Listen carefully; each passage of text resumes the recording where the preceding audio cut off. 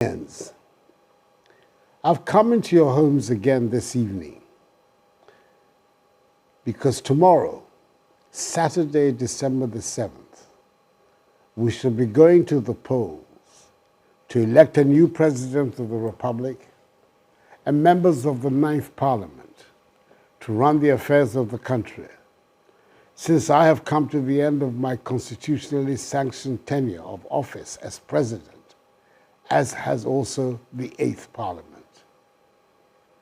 This will be the 9th successive time we shall be discharging this sacred civic duty of voting to choose our leaders since the onset of the Fourth Republic 32 years ago.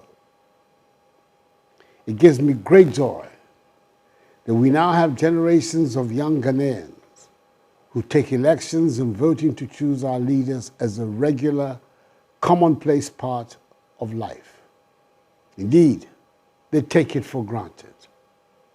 That surely is a sign of a nation that has attained maturity and self-confidence and should give us reason to be proud. It gives me great personal satisfaction to have been part of those who fought for us to achieve this right. But we should never forget that the flame of freedom needs to be protected and constantly refueled.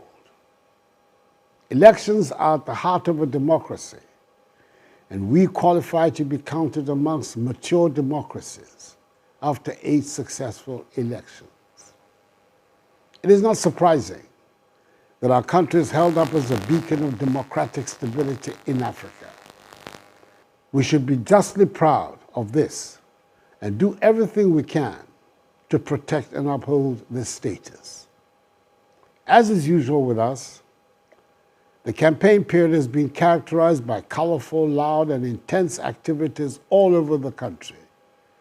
But that period is over, and I believe the arguments have been made and the messages have been delivered. We've also had a last quiet day of reflection before the polls open tomorrow morning.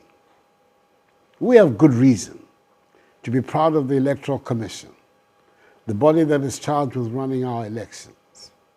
Today, it is a much more efficient and transparent institution that we are all ready to entrust with the responsibility of delivering a free, fair, and transparent election that will truly reflect the will of the people. I urge all of us to cooperate with the electoral officials to do their work and ensure that we can all be proud of having added another notch to the list of successful elections we have held.